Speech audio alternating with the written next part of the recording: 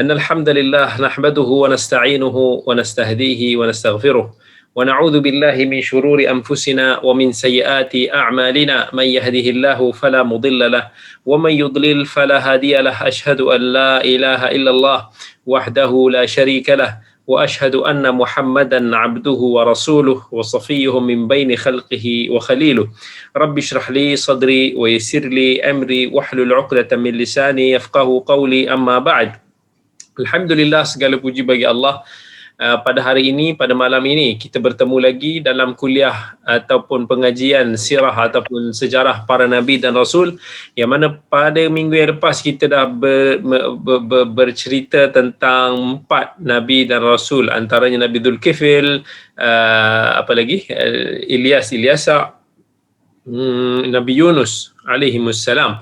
Dan hari ini insya-Allah kita akan masuk kepada Nabi Allah Musa alaihissalam, yang mana kisah Nabi Musa ni agak panjang dan ada pelbagai pengajaran. Jadi kemungkinan kelas Nabi Musa ini akan bersambung lagi pada siri yang akan datang. Baik, kita tak tahu sama ada 2 ataupun 3 siri insya-Allah, disebabkan kisah Nabi Musa ni antara kisah yang terpanjang yang disebutkan di dalam Al-Quran dan begitu juga di dalam hadis-hadis Nabi SAW.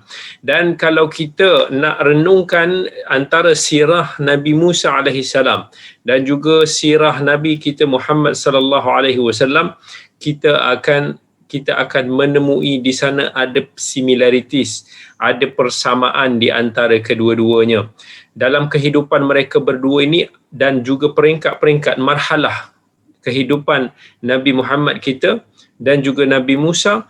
Ada persamaan yang sangat banyak, ujian-ujian yang boleh katakan lebih kurang yang menimpa kedua-dua Nabi ini. Maka dalam Al-Quran, Allah Azza wa Jalla telah turunkan ayat yang menerangkan ataupun yang mengingatkan tentang Nabi Allah Musa. Allah sebut banyak di dalam surah Makkiyah, surah Madaniyah yang menceritakan tentang Nabi Musa alaihissalam. Dan Nabi kita Muhammad sallallahu alaihi wasallam, dia sangat enjoy dengan kisah Nabi Musa, dan Nabi Muhammad kita ni selalu mengambil pengajaran tentang kisah Nabi Musa di atas kesabarannya.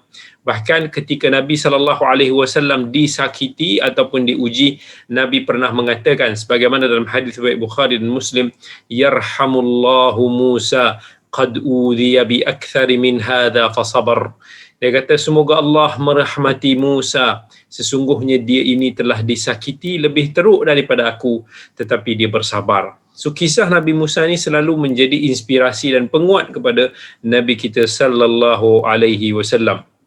Jadi wallahu taala alam, even kelompok-kelompok daripada jin juga, bila mana mereka mendengar Al-Quran daripada Rasulullah sallallahu alaihi wasallam, mereka mengatakan kepada kaum mereka, kaum jin itu sendiri, sebagaimana yang disebutkan dalam suratul Ahqaf, ya qaumana inna sami'na kitaban unzila min ba'di Musa musaddiqan lima bayna yadayhi yahdi ila al-haqqi wa ila tariqin mustaqim.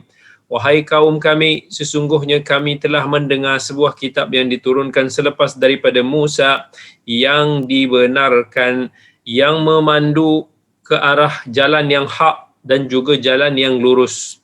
Walaupun Al-Quran ini sebenarnya lebih hampir dengan zaman Nabi Isa alaihissalam. Nabi Isa ni lebih hampirlah dengan Nabi Muhammad sallallahu alaihi wasallam berbanding dengan Nabi Musa. Tetapi sebagaimana yang disebutkan oleh Waraqah bin Naufal kepada Rasulullah sallallahu alaihi wasallam, yang ketika Nabi menceritakan tentang kisah baginda ini mendapat wahyu, maka Waraqah bin Naufal pun sebut hadzan namus alladhi anzalallahu ala Musa. Ini adalah satu satu suara yang mana telah diturunkan juga ke atas Nabi Musa. So kat sini kalau kita tengok ada persamaan, ada kaitan di antara Nabi Musa alaihissalam keadaannya dengan keadaan Nabi kita sallallahu alaihi wasallam. Daripada sudut ujian yang pelbagai, daripada sudut kesukaran yang mereka lalui, daripada zaman mereka kanak-kanak sehinggalah mereka mati dalam pelbagai perkara. Wa fa inna ma'al usri yusra.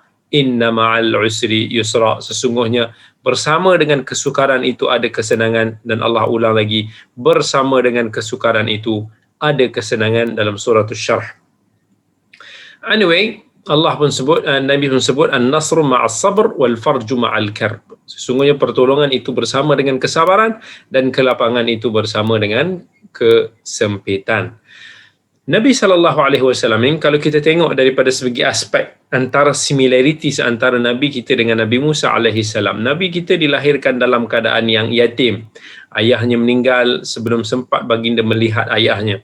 Nabi Musa AS juga sejak daripada dikandungkan oleh ibunya yang dalam keadaan takut, dalam keadaan yang susah hati, disebabkan oleh kekejaman Fir'aun pada zaman tersebut, yang mana Fir'aun telah memerintahkan untuk disembelih anak-anak daripada Bani Israel kesemuanya.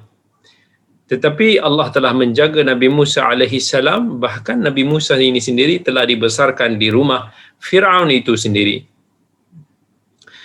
Kemudian kalau kita tengok daripada sudut persamaan, Nabi kita Muhammad SAW disebabkan keyatimannya, dia telah diserahkan setelah kewafatan atuknya, diserahkan kepada pakciknya yang hidup dalam keadaan yang kafir dan meninggal dalam keadaan kafir, Abu Talib.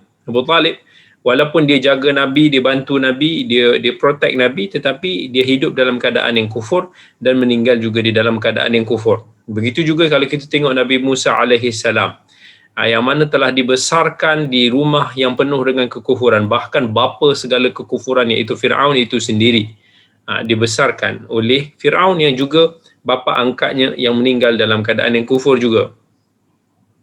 Nabi kita Muhammad SAW selepas diutuskan sebagai rasul, menghadapi pelbagai ujian daripada taghut yang besar-besar belaka, seperti Abu Jahal, Utbah bin Rabi'ah, Syaibah bin Rabi'ah, Umayyah bin Khalaf, dan pelbagai lagi, yang mana mereka menyifatkan Nabi, menggelar Nabi, menuduh Nabi sebagai penyihir, sebagai penyair, sebagai pendusta, sebagai orang gila.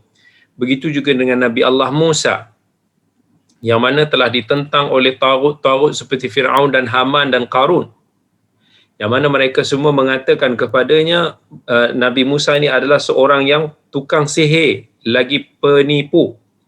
Even Fir'aun ni pernah sebut dalam Al-Quran, inna rasulakumul ladzi ursila ilaikum la majnun. Ini rasul yang mendakwa dia sebagai rasul ini sebenarnya orang gila.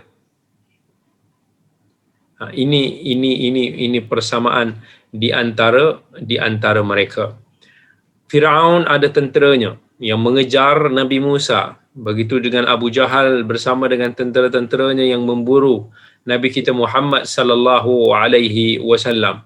Sampailah bila mana Fir'aun ini telah ditenggelamkan, dan mana Nabi Musa diselamatkan oleh Allah. Allah sebut dalam surat Yunus, "Falyawma nunajjika bibadanika litakuna liman khalfaka ayah." Pada hari ini kami akan protect ia jasad supaya dia boleh menjadi petanda kepada manusia selepas daripada kamu. Sebab itu mayat Fir'aun sampai ke sekarang masih lagi wujud. Itu petanda kemu'jizatan Al-Quran. Begitu juga Nabi SAW ketika mana telah terbunuh musuh-musuh besarnya ketika perang Badar. Nabi sebut, ya Aba Jahl bin Hisham, ya Umayyah bin Khalaf, ya Utbah bin Rabi'ah, ya Syaibah bin Rabi'ah, alaysa qad wajadtum ma wa'ada rabbukum haqqa, fa inni qad wajadtu ma wa'adani rabbi haqqa. Wahai Abu Jahal bin Hisham, yang mana dia adalah merupakan Fir'aun umat ini, wahai Umayyah, wahai Utbah, wahai Syaibah, hari ini kamu telah mendapati janji Tuhan kamu itu benar. Sesungguhnya aku telah mendapati bahawa janji Tuhan aku itu benar. Begitu juga kalau kita tengok Nabi Musa AS yang keluar daripada negaranya dalam keadaan yang takut, dalam keadaan yang sangat-sangat berwaspada. Begitu juga dengan Nabi kita Muhammad sallallahu alaihi wasallam yang mana telah keluar, yang telah dihalau daripada Makkah. Begitu juga dengan Nabi Musa alaihissalam, yang mana Allah telah memuliakan Nabi Musa dan orang-orang yang beriman daripada kalangannya, dia disambut oleh kaumnya. Begitu juga Nabi SAW yang mana telah dibukakan pintu Makkah, yang telah disambut oleh kaum Al-Ansar di Madinah sampailah kepada peristiwa pembukaan Makkah, yang mana Allah memberikan kejayaan kepada kedua-dua Nabi ini. Allah sebut inna fatahna laka fatham mubina, sesungguhnya kami telah membuka kepada kamu satu pembukaan yang besar. Maka kita akan tengok ada persamaan di antara kisah Nabi Musa dan juga Nabi kita Muhammad sallallahu alaihi wasallam. Begitu juga dengan Nabi sallallahu alaihi wasallam, dia telah bertembung menentang orang-orang yang antara yang kaya-kaya di zaman dia. Even dalam suratul Anfal Allah sebut innal ladina kafaru yunfiquna amwalahum liyasuddu an sabilillah fasayunfiqunaha thumma takunu alaihim hasratan thumma yughlabun walladzina kafaru ila jahannama yuhsyarun. Sesungguhnya orang-orang yang kafir, mereka ini membelanjakan harta mereka untuk nak menghalang daripada jalan Allah. Mereka ini akan belanja kekayaan mereka, tetapi kemudiannya akan menjadi penyesalan dan kemudian mereka akan ditewaskan. Lalu orang-orang yang kafir ini akan diheret ke dalam api neraka Jahannam. Begitu juga dengan Nabi Musa alaihissalam yang telah diuji, yang telah menentang dengan orang-orang kaya pada zaman ni seperti Qarun. Qarun ni apa orang sampai kayanya Qarun ni, orang kata pun sampai sekarang harta Qarun kan. Akhirnya Qarun ini telah ditenggelamkan di dalam bumi itu sendiri dan telah diberikan kemenangan kepada Nabi Musa alaihi assalam. Peliknya juga Nabi kita Muhammad sallallahu alaihi wasallam, antara orang yang menuduh Nabi kita dengan tuduhan seperti penipu, orang gila, adalah pakciknya sendiri Abu Lahab. Begitu juga Nabi Musa alaihi salam yang mana telah diuji dengan Qarun yang merupakan antara kaum Nabi Musa, yang dikatakan Qarun ni adalah sepupu Nabi Musa itu sendiri. Ujian apakah yang lebih berat daripada ditentang oleh kaum keluarga sendiri, sahabat sendiri, orang yang kita rasakan sepatutnya protect kita, tetapi mereka ini menghina kita, menentang kita.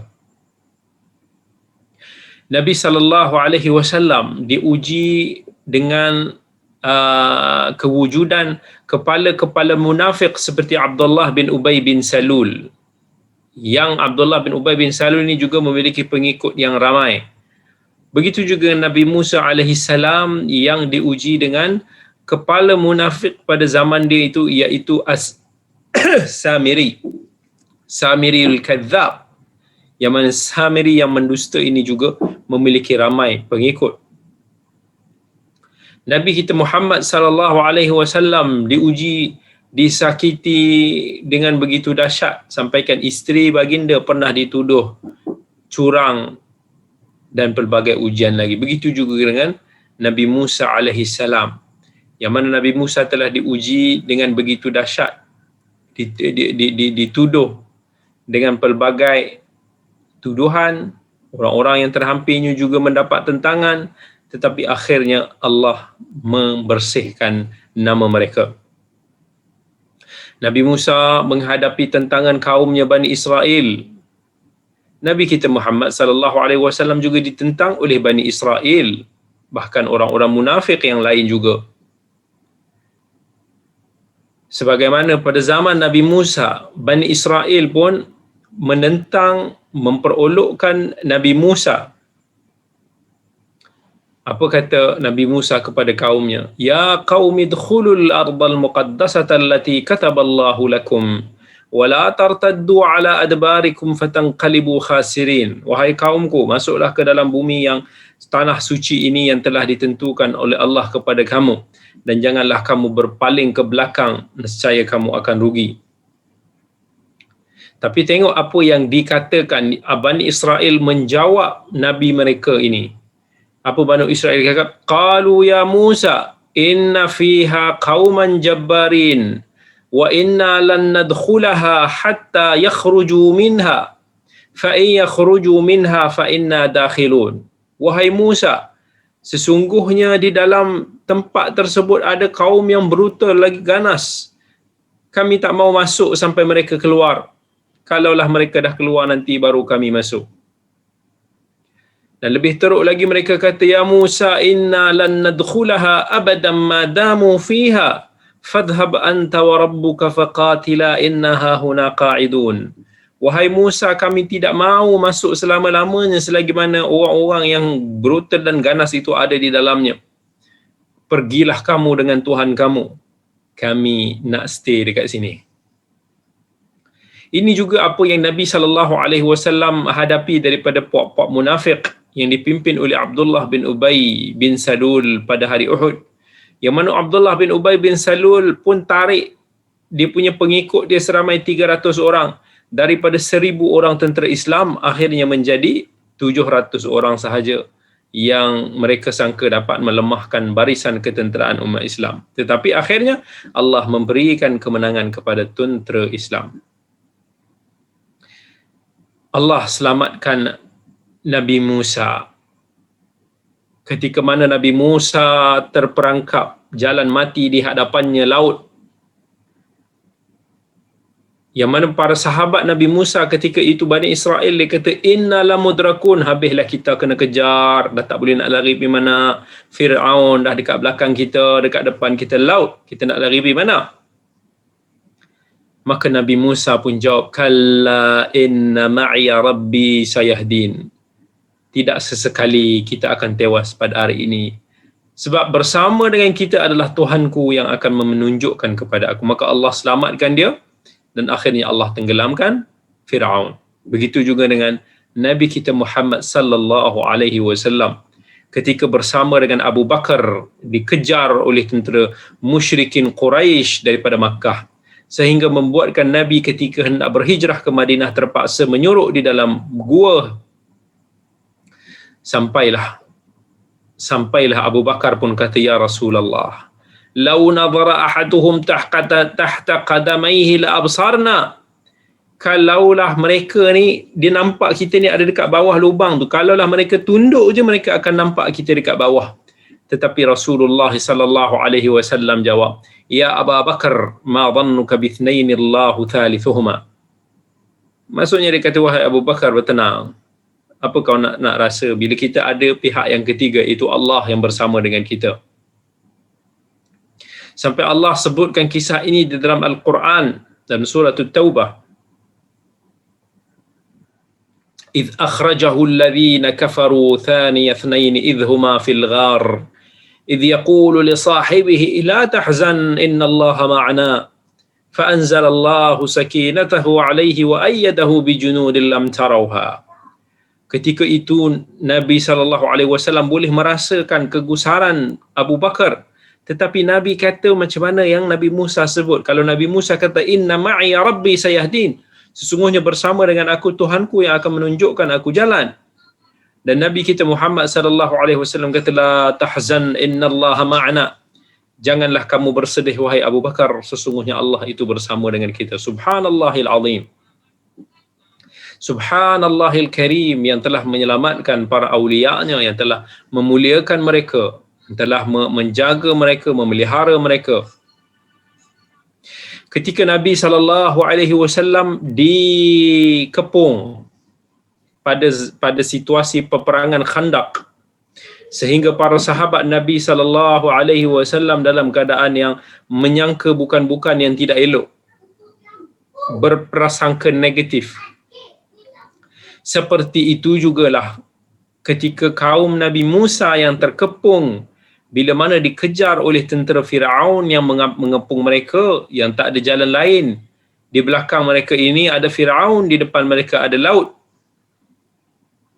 Tetapi akhirnya Allah memberikan kemenangan kepada mereka berdua. Allah menjadikan Nabi Musa alaihi salam, ataupun Allah melantik Nabi Musa punya pembantu daripada kalangan keluarganya, iaitu Nabi Allah Harun. Nabi Harun yang merupakan keluarga kepada Nabi Musa adalah pembantu terkuat kepada Nabi Musa. Begitu juga dengan Nabi SAW, yang Nabi pernah kata kepada keluarganya Ali bin Abi Talib, sepupunya itu, ama tarda an takuna minni bimanzilati Harun min Musa, illa annahu la nabiyya ba'di. Tidakkah kamu reda wahai Ali untuk kamu ini berada bersama dengan aku ni, yang mana kedudukan kamu ni umpama kedudukan Harun di sisi Musa, kecuali tiada nabi lagi selepas daripada aku.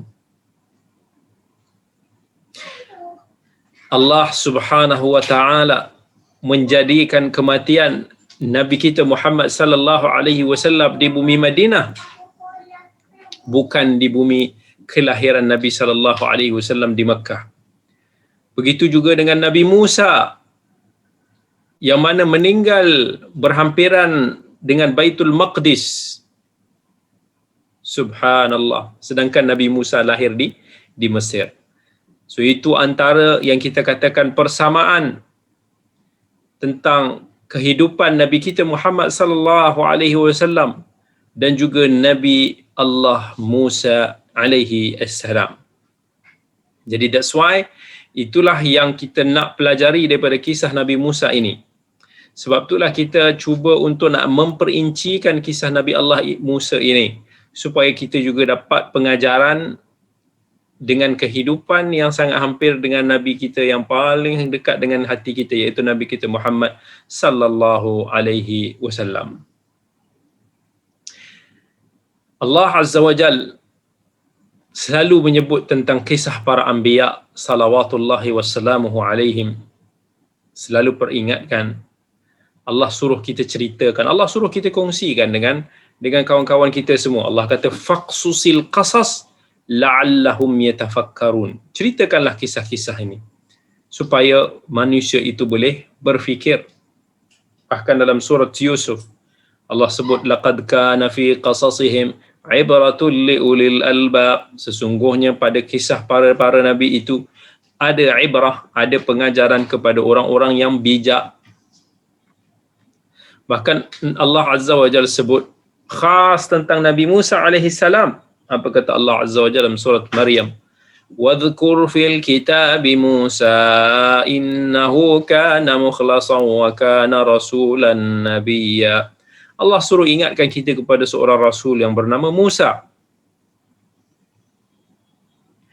Ketika Nabi sallallahu alaihi wasallam menyebut tentang kisah Musa dan Nabi Khidr alaihi wassalam, sampai kepada kata-kata Nabi Musa alaihi salam, in sa'altuka an syai'in ba'daha fala tusahibni. Kalaulah aku ada bertanya kepada kamu sesuatu lagi, kata Nabi Musa kepada Nabi Khidr, maka janganlah bersahabat lagi dengan aku. Maka Rasulullah sallallahu alaihi wasallam pun sebut, kita ni mengharapkan semoga Nabi Musa itu bersabar supaya Allah boleh menceritakan kepada kita kisah mereka berdua, supaya Nabi Muhammad sallallahu alaihi wasallam boleh mengambil ibrah daripada kisah Nabi Musa alaihi assalam. Kata Imam Al-Hafidh Ibn Kathir rahmatullahi alaih ketika menjelaskan tentang asbab pentingnya kita mengingatkan tentang sirah Nabi Musa alaihi salam. Kata Al-Hafidh Ibn Kathir, Allah banyak menyebut tentang kisah Nabi Musa dengan Fir'aun di dalam Al-Quran. Sebab kisah Nabi Musa ini antara merupakan kisah yang paling amazing. Fir'aun telah memberikan the biggest warning to Nabi Musa.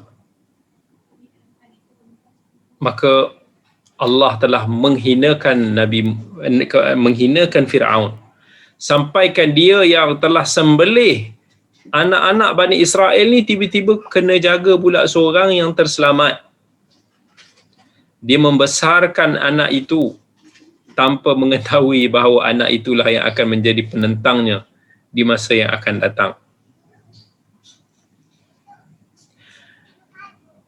Dia tak ada pembantu pun selain daripada Nabi Harun menentang penguasa-penguasa yang taghut, yang lagi bongkak.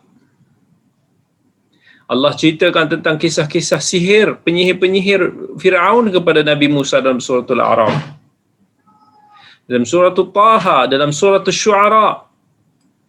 Kerana Fir'aun la'natullahi alaih selalu menindas manusia, menentang kebenaran Nabi Musa alaihi salam, dengan berbentengkan para penyihir yang hebat pada zaman itu. Tetapi akhirnya plan dia itu tidak menjadi. Akhirnya tukang-tukang sihir itu sujud bila mana mereka tewas kepada mukjizat Nabi Musa. Ya Allah sebut dalam surah Asy-Syu'ara, faulqiyas saharatu sajidin qalu amanna bi rabbil alamin rabbi Musa wa Harun. Akhirnya para penyihir itu pun dibuang kayu-kayu tongkat mereka dan mereka tunduk sujud. Lalu mereka mengatakan bahawa kami ini beriman dengan Tuhan Rabbul Alamin, Tuhan Musa dan Harun. Walaupun Firaun merasakan dia akan menang dengan sihir, tetapi akhirnya ditewaskan oleh Tuhan yang Maha Kuasa. Lalu dia rugi serugi-ruginya di dunia dan di akhirat. Baik. Kemudian Nabi Musa alaihi salam. Panjang lagi kisah dia. Kita baru nak sebutkan tentang nasab Nabi Musa alaihi salam. Kata Ibnu Katsir rahmatullahi alaih, Nabi Musa ini adalah anak kepada Imran bin Qahith bin Azir bin Lawi bin Ya'qub bin Ishaq bin Ibrahim alaihim assalam. Right? So Nabi Musa alaihi salam juga adalah daripada keturunan Nabi Ya'qub, tetapi dia bukan daripada keturunan Nabi Yusuf. Yusuf ni ada adik-beradik dia yang komplit, salah seorang tu nama dia Lawi. Lawi ni ada anak nama dia Azir. Azir ada anak nama Qahith. Qahith ada anak nama Imran. Imran ada anak nama dia Nabi kita Muhammad Musa alaihi assalam. Yang Musa bin Imran ni adalah kesepakatan para ulama, nama ayah kepada Nabi Musa adalah Imran. Manakala keturunannya yang bersambung dengan Nabi Ya'qub bin Ishaq bin Ibrahim juga disepakati oleh para ulama. Jadi Nabi Musa adalah daripada kalangan Bani Israel, sebab Israel itu adalah Ya'qub alaihi salam. Apa yang disebutkan oleh Ibnu Katsir antara Imran dan juga Nabi Ya'qub, iaitu keturunannya daripada Qahith bin Azir bin Lawi, yang ini tak tahulah kita nak pastikan secara tepat, wallahu taala a'lam. Tetapi confirm Nabi Musa ini adalah keturunan daripada Nabi Ibrahim alaihi salam, yang Allah sebutkan dalam suratul An'am, wa tilka hujjatuna atainaha Ibrahim ala qaumih narfa'u darajatin man nasha inna rabbaka hakimun alim wa wahabna lahu ishaqa wa yaquba kullan hadaina wa nuhan hadaina min qabl wa min dhurriyyatihi Dawud wa Sulaiman wa Ayyub wa Yusuf wa Musa wa Harun wa kadzalika najzil muhsinin. Allah sebut daripada zuriatnya ini Daud, Sulaiman, Ayyub, Yusuf, Musa dan Harun. So confirm Nabi Musa itu adalah daripada keturunan Nabi Ibrahim alaihi assalam. Okey, so itu antara nasab kepada Nabi Musa alaihi salam. Dan Nabi Harun pula adalah adik-beradik kepada Nabi Musa. Allah kata tentang Nabi Musa, yang mana Nabi Musa sebut dalam surah Taha, Harun akhi ushdud bihi azri wa ashriku fi amri. Nabi Musa minta Allah lantik Nabi Harun ini yang merupakan adik aku, supaya boleh membantu aku, yang boleh join sama-sama dengan urusan aku. Lalu Allah pun kabulkan. Allah kata sanashuddu adudaka bi akhik, I will help you to make you stronger with your brother. Dalam suratul A'raf, wa akhadha bi ra'si akhihi yajurruhu ilaih. Nabi Musa masa dia pernah marah sangat pada adik dia ni, dia kata lalu dia ambil rambut, dia pegang rambut adik dia, ditarik rambut adik dia. Nabi Harun pun pernah kata kepada Nabi Musa dalam surah Taha, ya ibna umma la ta'khudh bi lihyati wala bi ra'si. Wahai anak kepada ibu aku, janganlah engkau dok tarik pegang janggut aku dan rambut aku. So ada kemungkinan Nabi Harun alaihi salam ni adalah adik-beradik tiri kepada Nabi Musa alaihi assalam. Nabi Musa alaihi salam dia adalah salah seorang daripada kalangan Rasul Ulul Azam. Rasul Ulul Azam.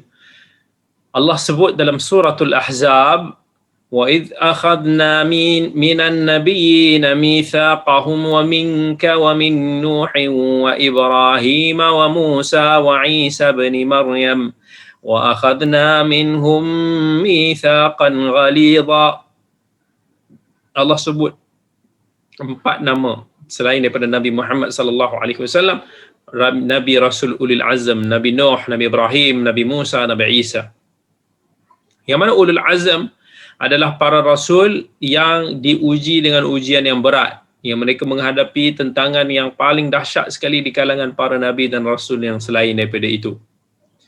Dalam hadis syafa'ah, Nabi SAW pernah menceritakan manusia di akhirat kelak akan bertemu dengan Nabi Adam untuk nak meminta syafaat. Lalu pergi kepada Nabi Nuh, kemudian pergi kepada Nabi Ibrahim, kemudian pergi kepada Nabi Musa, kemudian pergi kepada Nabi Isa. Jadi nama-nama Nabi itu yang merupakan keturunan kepada Nabi Adam alaihissalam adalah Rasul Ulul Azam. Begitu juga Allah sebutkan mereka ini bersama-sama dalam surah Asy-Syura. Allah kata syara'a lakum minad dini ma wassa bihi Nuhan walladhi awhayna ilaik wa ma wassayna bihi Ibrahim wa Musa wa Isa an aqimud dina wa la tatafarraqu fihi. Allah sebut tentang Allah telah syariatkan kepada kamu agama apa yang telah diwasiatkan kepada Nuh, kepada para nabi sebelum kamu seperti Ibrahim, Musa dan Isa, untuk kamu mendirikan agama dan janganlah kamu berpecah. Allah pesan kepada Nabi kita Muhammad sallallahu alaihi wasallam dalam suratul Ahqaf, fasbir kama sabara ulul azmi minar rusul. Bersabarlah sebagaimana kesabaran para rasul ulul azam. Jadi Nabi dan Rasul Ulul Azam ini adalah mereka yang diuji dengan begitu dahsyat. Sebab tu tadi kita ada sebut hadis Nabi SAW ketika dihina, dicaci, dimaki hamun, disakiti, dia kata rahimallahu Musa laqad udhiya bi akthara min hadha fasabar. Semoga Allah merahmati Musa yang mana dia telah diuji, disakiti lebih teruk daripada ini, lalu dia bersabar. So of course, Nabi Musa alaihissalam termasuk daripada kalangan Rasul Ulul Azam. Alright. Now we are going through the sifat kepada Nabi Allah Musa alaihissalam. Saya nak bacakan sebuah hadis dalam riwayat Al-Bukhari ketika Nabi sallallahu alaihi wasallam di Isra ataupun di Mi'raj lah. Nabi kata ra'aitu Musa wa idza huwa rajulun darbun rajil ka'annahu min rijali shanu'ah wa ra'aitu Isa fa idza huwa rajulun rab'atun ahmar ka'annama kharaja min Dimas wa ana ashbahu waladi Ibrahim mabih thumma utitu bi ina'aini fi ahadihima labanun wa fil akhari khamrun فقال اشرب أيهما شئت فأخذت اللبن فشربته فقيل أخذت الفطرة أما إنك لو أخذت الخمر غوت أمتك. Nabi Musa pun pernah menyifatkan Nabi Adam, Nabi Muhammad SAW pernah menyifatkan Nabi Musa, katanya Musa Adamu tuwalun ka'annahu min rijali shanu'ah. Yang mana kalau kita nak ringkaskan tentang ciri-ciri ataupun sifat-sifat Nabi Musa alaihissalam, berdasarkan kepada hadis ini kita boleh tahu bahawa Nabi Musa ni dia punya physically tinggi. Dulu orang-orang Azd dia ni, mereka ini terkenal dengan orang-orang yang tinggi-tinggi. So Nabi cuba umpamakan Nabi Musa seperti mereka, Azd Shanu'ah, iaitu Nabi Musa ni tinggilah macam depa tu. Kemudian Nabi SAW sebutkan dalam hadis tadi, dia adalah lelaki yang darb, Darb ni macam kurus. So Nabi Musa walaupun dia tinggi tapi dia agak kurus juga. Kemudian Nabi kata laisa bil ja'd. Maksudnya rambut dia macam mungkin terbiar.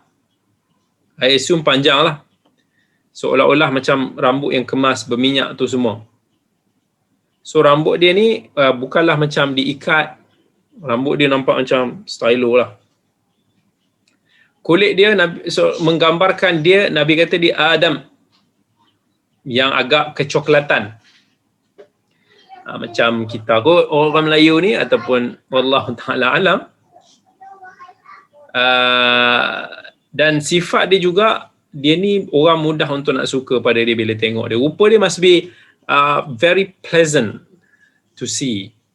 Orang yang tengok Nabi Musa ni akan happy untuk nak lihat wajah yang ada nur, yang mungkin disenangi orang, tidak wajah yang keruk-keruk macam tu. Allah sebut dalam Al-Quran surah Taha, wa alqaitu alaika mahabbatan minni. Allah pun campakkan perasaan kecintaan kepada Nabi Musa. Nabi Musa juga daripada ayat-ayat Quran disebutkan bahawa dia seorang yang kuat. He is very strong. Bukannya lembek. Berdasarkan kepada kata seorang wanita di dalam Al-Quran kepada ayahnya. Dalam suratul Qasas, dia kata, inna khaira man istajarta al-qawiyul amin. Sebaik-baiknya kita upah orang yang kuat lagi amanah. Yang dimaksudkan yang kuat dan amanah tu adalah bila dilihat Nabi Musa ni memang kuat.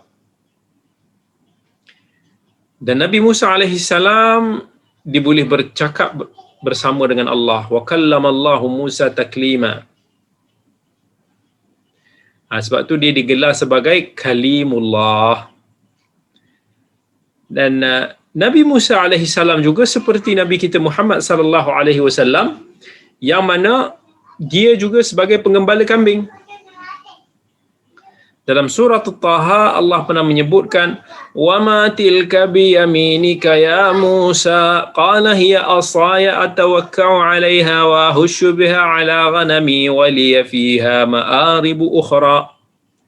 Maksudnya dia nak cerita yang aku pegang tongkat ni lah, supaya aku boleh, tongkat ni aku boleh sandar ataupun aku boleh gunakan untuk nak ngembala kambing tu. So dia Nabi Musa juga adalah penggembala kambing. That's why Nabi SAW pernah menyebut dalam hadis riwayat Bukhari, bila ditanya, akun tatar'al ghanam, kamu dulu pernah mengembala kambing ke ya Rasulullah? Nabi kata, wahal min nabiyyin illa wa qad ra'aha. Bukankah para nabi, tak ada seorang pun nabi melainkan pernah mengembala ia, maksudnya kambing. Alright. Now kita pergi kepada suasana kelahiran Nabi Musa alaihi assalam. Kita akan ceritakan sikit sebanyak tentang kisah Mesir dan penduduknya pada zaman tersebut. Okey. Pada zaman itu Bani Israel dia tinggal dekat Mesir. Mesir ni semua tahu kan Mesir kat mana? Bani Israel mula tinggal di Mesir ketika Nabi Yusuf alaihi salam panggil adik-beradik. Kalau hadirin hadirat semua ikut dengan kisah Nabi Yusuf yang pernah kita ceritakan sebelum ini, kita dah ceritakan lebih lanjut macam mana Nabi Yusuf bawa mai ayah dia Yaqub yang bergelar sebagai Israel itu, dibawa anak-anak dia semua ni datang ke Mesir. Nabi Yusuf pernah ajak. Dan dia kata, wa'tuni bi ahlikum ajma'in. Bawa mai semua keluarga kita datang ke Mesir. Maka Nabi Yaqub dan anak-anaknya ini semua datang ke Mesir, lalu dia tinggal di Mesir sampailah beranak pinak. Jadi satu klan Bani Israel sampailah kepada zaman Nabi Musa alaihi assalam. Cuma pada zaman Nabi Musa itu Firaun ni sebenarnya bukan nama. Firaun ni adalah gelaran kepada the great leader pada zaman itu, raja di Mesir. Macam mana kalau kita kata yang paling tinggi di Malaysia ini kita panggil sebagai yang di-Pertuan Agong. So yang di-Pertuan Agong ni gelaran, tetapi boleh bertukar-tukar. Sekejap mungkin sultan negeri ini, kemudian sultan negeri itu, mereka boleh jadi yang di-Pertuan Agong. Jadi Firaun juga wujud daripada sebelum zaman Nabi Musa, itu adalah gelaran pemimpin kepada Mesir. Tetapi Firaun yang terkenal, Ramses ni, pada zaman Nabi Musa ini adalah Firaun yang kejam. Firaun yang mendakwa dirinya ada ketuhanan, sampai diberani mengatakan ana rabbukumul a'la, sesungguhnya aku adalah Tuhan kamu yang tertinggi. Firaun dengan penuh angkuh dia boleh cabar, dia kata ya ayyuhal mala'u ma 'alimtu lakum min ilahin ghairi, wahai pembesar-pembesar aku semua, I don't know there are any gods besides me. Zahirnya wallahu taala alam, Bani Israel tidak mengakui perkara ini berdasarkan kepada wasiat daripada nenek moyang mereka sendiri, iaitu Israel itu, Yaqub itu sendiri. Yang dalam Al-Quran dia telah berwasiat, dia kata ya baniya innallaha astafa lakumuddin fala tamutunna illa wa antum muslimun. Wahai anak-anak aku, sesungguhnya Allah telah mengurniakan kepada kamu agama, janganlah kamu mati melainkan kamu dalam keadaan Islam. Jadi anak-anak dia, Bani Israel ni, kemungkinan besar mereka ini berada di atas agama Islam itu sendiri daripada agama Nabi Yaqub. Dalam surah Al-Baqarah juga Allah sebut am kuntum syuhada'a idh hadara Ya'qub al-maut idh qala li banihi ma ta'buduna min ba'di qalu na'budu ilahak wa ilaha abaika Ibrahim wa Ismail wa Ishaq ilahan wahidan wa nahnu lahu muslimun. Masa Nabi Yaqub dalam keadaan nazak, dipanggil anak-anak dia, dia kata wahai anak-anak aku, apa yang kamu nak sembah selepas daripada aku? Lalu mereka mengatakan kami akan sembah Tuhan kamu, Tuhan kepada ayah-ayah kamu daripada Ibrahim, Ismail dan Ishaq, Tuhan yang Esa, dan kami adalah daripada kalangan orang Islam. Jadi most probably kebanyakan daripada Bani Israel masih lagi berpegang dengan wasiat atuk nenek moyang mereka ini. Dan Allah sebut dalam Al-Quran dalam surah Al-A'raf, wa qala al-mala'u min qaumi fir'aun atadharu Musa wa qaumahu liyufsidu fil ardi wa yadharaka wa alihatak. Kata-kata pembesar Firaun, kamu nak biarkan Musa dengan kaum ni membawa kerosakan dekat atas muka bumi ni ke? Untuk nak meninggalkan kamu dan Tuhan-Tuhan kamu? Jadi itulah yang menyebabkan Firaun menyembelih anak-anak Bani Israel, membiarkan wanita-wanita Bani Israel hidup. Sebab dia tak suka Bani Israel. Bani Israel ni nampak macam tak berapa nak mempertuhankan Firaun. Jadi dia punya kebongkakan itu, bagi dia Bani Israel is macam pendatang asing lah. Firaun melampau, inna fir'auna ala fil ardi wa ja'ala ahlaha syi'a yastad'ifu ta'ifatan minhum yudhabbihu abna'ahum wa yastahyi nisa'ahum innahu kana minal mufsidin. Sesungguhnya Firaun itu telah meninggi diri, melampau di atas muka bumi ini, menyembelih orang-orang yang lemah, anak-anak yang kecil, membiarkan yang wanita hidup. Sesungguhnya dia adalah merupakan perosak yang ketara. Jadi Bani Israel takut. Bani Israel pun melarikan diri daripada Firaun dan tentera-tentera dia. Firaun bersama dengan penasihat kanannya Haman memang takut kerajaan mereka ini jatuh ke tangan Bani Israel. Subhanallah. Allah dalam Quran dalam surah Al-Qasas sebut, wa numakkina lahum fil ard wa nuriya fir'auna wa hamana wa junudahuma minhum ma kanu yahdharun. Allah tunjukkan kepada Firaun dan Haman dan tentera dia apa yang mereka takutkan itu. Jadi sampailah ada orang kata kepada Firaun pada tahun kelahiran Nabi Musa.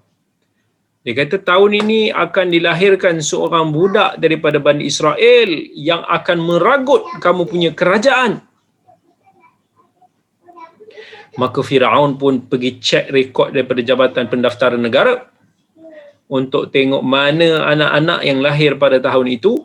Lalu anak-anak lelaki itu semua dibunuh. Yang perempuan sahaja dibiarkan.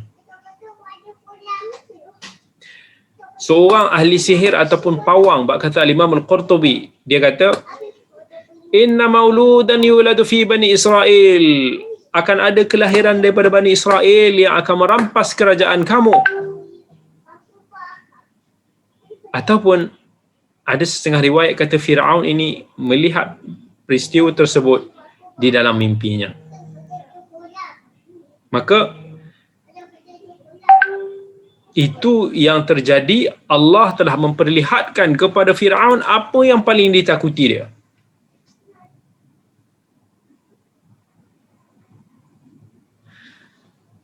Firaun, karakter dia ada disebutkan di dalam Al-Quran. Antaranya karakter Firaun ni dia suka pecah belahkan. Allah kata wa ja'ala ahlaha syi'a. Firaun kejam tak terperi. Budak-budak kecil, baby dia boleh sembelih. Yudhabbihu abna'ahum. Firaun pun mentuhmah, melabel orang-orang saleh pada zaman dia sebagai perosak. Atadharu Musa wa qaumahu liyufsidu fil ardi wa yadharaka wa alihataka. Adakah kamu nak biarkan Musa dan kaumnya ini melakukan kerosakan di atas muka bumi ini? Mereka tuduh Nabi Musa, mereka tuduh Nabi Harun sebagai penyihir. In hadhani lasahiran yuridani an yukhrijakum min ardikum bisihrihima wa yadhhaba bi tariqatikumul muthla. Ini dua-dua penyihir ni nak usir kamu daripada tanah kamu. Firaun karakter dia memang dahsyat. Dia akan penjarakan sesiapa yang tidak mengakui ketuhanan dia. Qala la in ittakhadta ilahan ghairi la aj'alannaka minal masjunin. If you take other gods than me, then I will prison you, put you in the dungeon. Bahkan diugut orang-orang yang ingkar, yang lawan dia. Fala uqatti'anna aydiyakum wa arjulakum min khilafin wa la usallibannakum fi judhu'in nakhli wa la ta'lamunna ayyuna ashaddu 'adhaban wa abqa.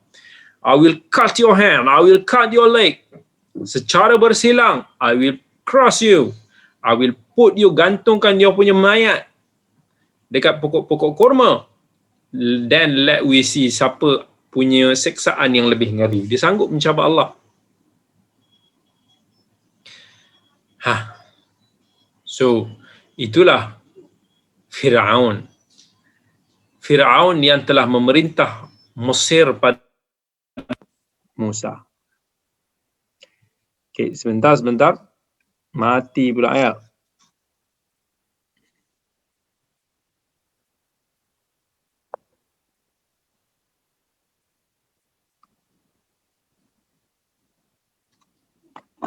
Kamera mati.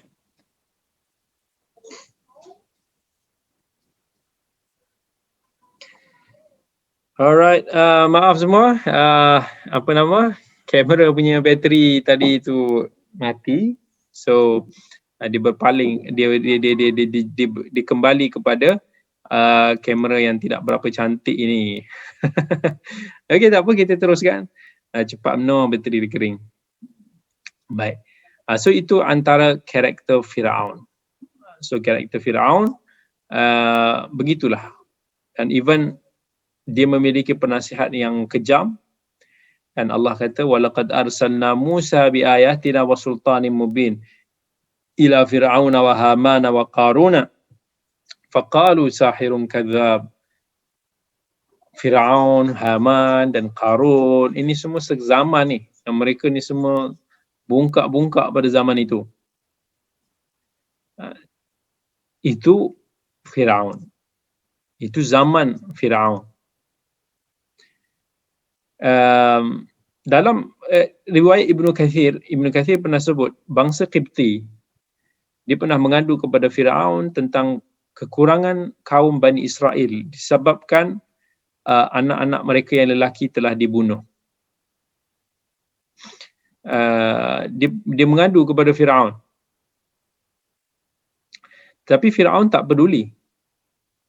Sampaikan pernah Firaun ni dia kata, okeylah fine, setahun kita bunuh, setahun kita tak bunuh. Kebetulan Harun ini dilahirkan pada tahun yang terselamat. Musa dilahirkan pada tahun yang kena bunuh. Okey, so sebab itulah Nabi Harun boleh terselamat. Okey, kelahiran Nabi Musa alaihi salam. Kelahiran Nabi Musa alaihi salam. Dia lahir dalam suasana begitu, dalam suasana kerajaan yang jahat.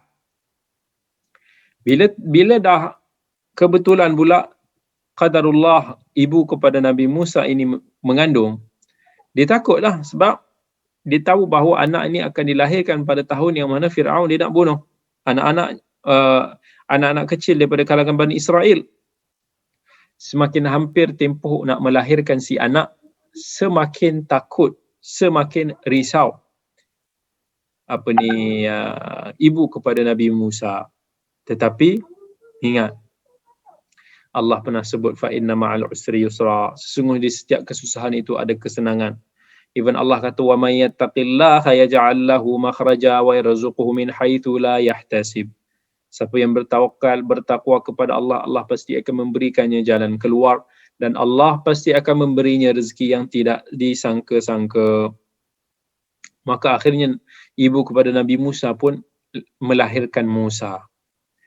Dan dia semakin takut bila mana berita itu akan sampai. Mana ada ibu yang nak kehilangan anaknya. Tetapi Allah Azza wa Jalla sebut dalam suratul Qasas, wa auhayna ila ummi Musa an ardi'ih fa idza khifti alayhi fa alqihi fil yammi wa la takhafi wa la tahzani inna radduhu ilayki wa ja'iluhu minal mursalin. Kami mewahyukan kepada ibu Musa supaya terus susukan Musa. Kalau kamu khawatir tentang keselamatannya, kamu campakkan sahaja dalam sungai. Dan kamu jangan takut dan jangan kamu bersedih. Sesungguhnya kami akan kembalikan anak kamu ini kepada kamu dan jadikannya daripada kalangan para rasul. Jadi Allah telah memberikan wahyu. Allah telah mencampakkan di dalam hati ibu Musa untuk terus menyusukan anaknya. Dan bila datangnya tentera Firaun, dia dah tak tahu mana nak suruh anak dia. Dia pun campakkan anaknya itu di dalam sungai Nil. Lepas diletakkan anak itu dalam sebuah macam bekas ataupun bakul. Even Allah kata, "Idh auhayna ila ummika ma yuha an iqdhifihi fit tabuti faqdhifihi fil yammi falyulqihi al-yammu bis-sahil." You don't have to worry. Just letak dia dalam satu bekas, hanyutkan di dalam sungai, nanti Allah akan hanyutkan dia di persisiran. Lalu ibu Nabi Musa pun just follow apa yang telah Allah wahyukan kepadanya. Buat macam biasa, susu bagi kenyang, kemudian letak di sungai seperti mana yang telah diperintahkan oleh Allah. So itu apa yang berlaku kepada kelahiran Nabi Musa alaihi assalam. Allah pesan jangan ditengok ibu akan sentiasa takut, ibu akan risau. Maka Allah kemudiannya telah menjadikan itu sebagai asbab untuk nak menjaga keselamatan Nabi Musa alaihi salam. Qul bi fadlillahi wa bi rahmatihi fabidzalika falyafrahu huwa khairum mimma yajma'un. Demikianlah kelebihan kurniaan daripada Allah dan rahmatnya, maka bergembiralah. Alright, dan kita kembali kepada cerita ibu Nabi Musa. Keluarga Firaun. Firaun dia yang plan untuk nak bunuh semua bayi-bayi Bani Israel lelaki pada zaman itu. Tetapi Allah kata faltaqatahu alu fir'auna liyakuna lahum aduwwan wa hazana inna fir'auna wa hamana wa junudahuma kanu khati'in. That's so miracle. Pelik bila mana sampainya bakul tu di sungai itu disampai dekat belakang istana Firaun. Isteri Firaun Asiyah binti Muzahim, dia nampak di dalam tu ada bayi, dia pun belai, dia ambil, dijaga. Dia sangat sayang bila dia tengok bayi comel ni. Jadi bila Firaun datang tegur dia, Nabi Firaun kata, apa benda ni? Bunuhlah dia. Tetapi Asiyah dipeluk bayi tersebut. Dalam suratul Qasas, Asiyah kata, qurratu ainin li walak. No, this baby we not kill. This baby come to us dengan cara yang so miracle. Dia adalah kita punya permata hati bersama, you and me. Sampai Firaun pun beritahu, I don't need him. Aku tak perlu kan. Jadi Asiyah berterusan pujuk sampai akhirnya Firaun pun lembut hati bila mana Asiyah kata la taqtuluhu asa ayyam fa'ana aw nattakhidahu waladat. Jangan bunuh. Yalah, kalau kau tak nak anggap sebagai anak pun, maybe satu hari nanti kau boleh ambil manfaat daripada dia, ataupun kita boleh ambil sahaja dia sebagai anak angkat kita.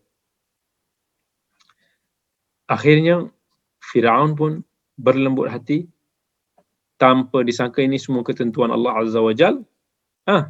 Akhirnya bayi ini yang sepatutnya Firaun nak elakkan daripada bayi ini, tak boleh dibunuh, terselamat daripada dibunuh dan dipelihara pula di istananya sendiri.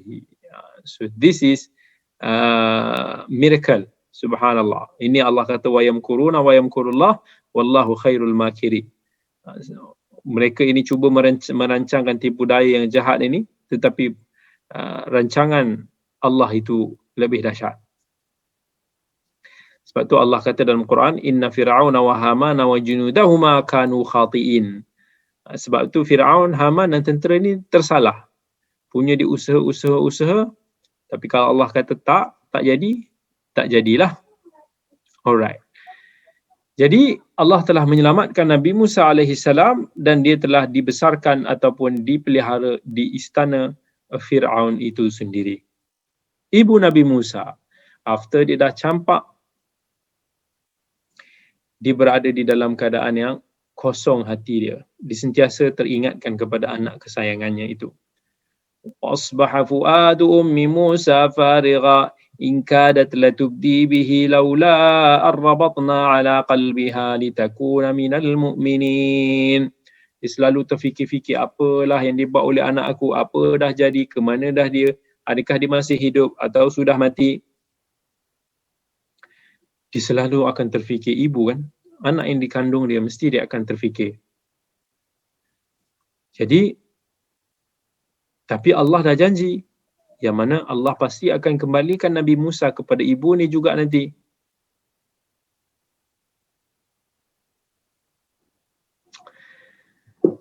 Jadi, akhirnya,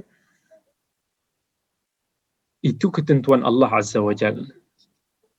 Subhanallah. Adik kepada Nabi Musa ataupun kakak kepada Nabi Musa, mak dia suruh untuk nak cuba follow up, cari khabar berita, adakah adik dia tu masih hidup ataupun tidak.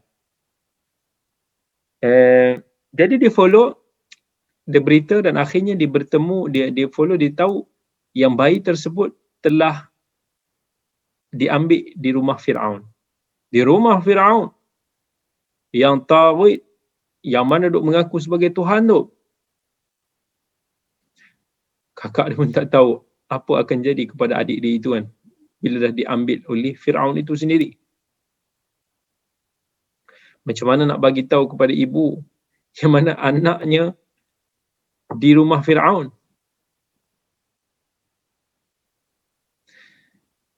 Jadi dah sampai berita itu kepada kakak kepada Nabi Musa, yang mengatakan bahawa Musa hidup dalam keadaan yang aman di istana Firaun. Allah telah mencampakkan perasaan sayang yang luar biasa kepada isterinya sendiri, isteri Firaun itu. Sampaikan dia nak cari ibu susuan untuk nak susukan Nabi Musa yang menangis kelaparan, tapi tak ada siapa-siapa nak bagi minum susu. Tak ada siapa pun yang Nabi Musa masa tu dibawa ibu-ibu susuan Nabi Musa tak nak minum. Bila orang kata apa, dihalakan, ditalakan kepada susu ibu-ibu yang mana nak cuba diambil sebagai ibu susuan, Nabi Musa reject, tak mau. Sampailah isteri ini berterusan mencari.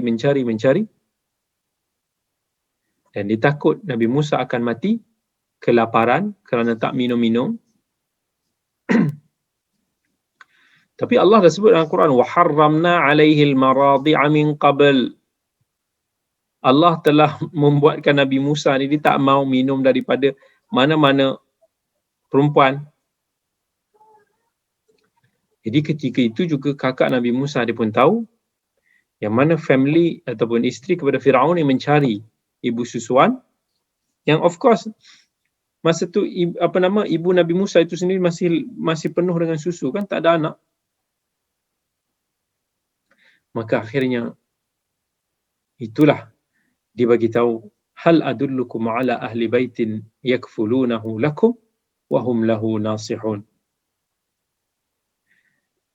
Akhirnya dia diperkenalkan, diberitahu bahawa ada seorang ibu susuan yang boleh membantu untuk nak memberikan susuan kepada bayi ini. Dan bila sahaja dipertemukan Nabi Musa dengan ibunya ini, terus Nabi Musa pun minum daripada susu ibunya itu.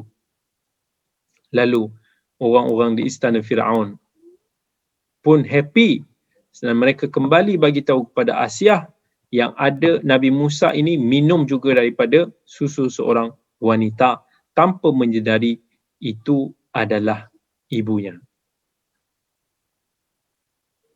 Jadi dia orang panggil supaya wanita itu datang ke istana boleh jadi tukang susu Nabi Musa. Tapi ibu dia tu kata tak mau. Dia kata aku ada suami, aku ada anak-anak lain. Aku tak boleh nak pergi duduk kat istana. Kalau nak, baby ni stay dengan aku. Maka bila tempoh nak bagi susu, ibu kepada Asiah pun akan hantar Nabi Musa kepada ibu dia. Dia bagi upah, dia sediakan pelbagai kelengkapan. Dia tak tahu itu sebenarnya adalah ibu sebenar kepada Nabi Musa. Dan Allah telah sebut, faradadnahu ila ummihi kay taqarra 'ainuha wa la tahzan wa lita'lama anna wa'dallahi haqq. Kami telah kembalikan Musa itu kepada ibu dia supaya boleh menyejukkan hati ibunya, supaya ibunya tidak lagi bersedih hati, supaya dia tahu bahawa janji Allah itu adalah benar.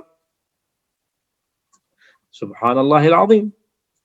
So itu apa yang terjadi kepada Nabi Musa alaihi salam, kisah awal-awalnya daripada kelahirannya sampailah dia disusukan oleh ibunya sendiri. Baik. Jadi insya-Allah kita akan sambung lagi kelas kita sambungan kepada kisah Nabi Musa pada siri akan datang. Yang kita pun tak jangkakanlah entah berapa siri yang kita akan bincang tentang Nabi Musa, sebab kisah Nabi Musa ini panjang sikit daripada kisah-kisah para Nabi dan Rasul yang lain. Tapi insya-Allah moga-moga kita ambil faedah daripada kisah Nabi Musa alaihi salam ini.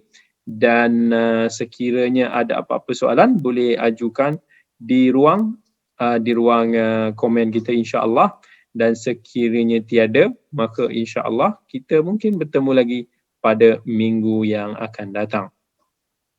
Baik. Terima kasih banyak-banyak saya ucapkan kepada semua sahabat-sahabat yang dirahmati oleh Allah semua. InsyaAllah kalau tak ada apa-apa soalan, kita bertemu lagi pada minggu yang akan datang. Aqulu qawli hadha wa astaghfirullahal azim li wa lakum. Wassalamualaikum warahmatullahi wabarakatuh. InsyaAllah kita sambung lagi pada Rabu minggu hadapan pada waktu yang sama 9 suku malam insyaAllah.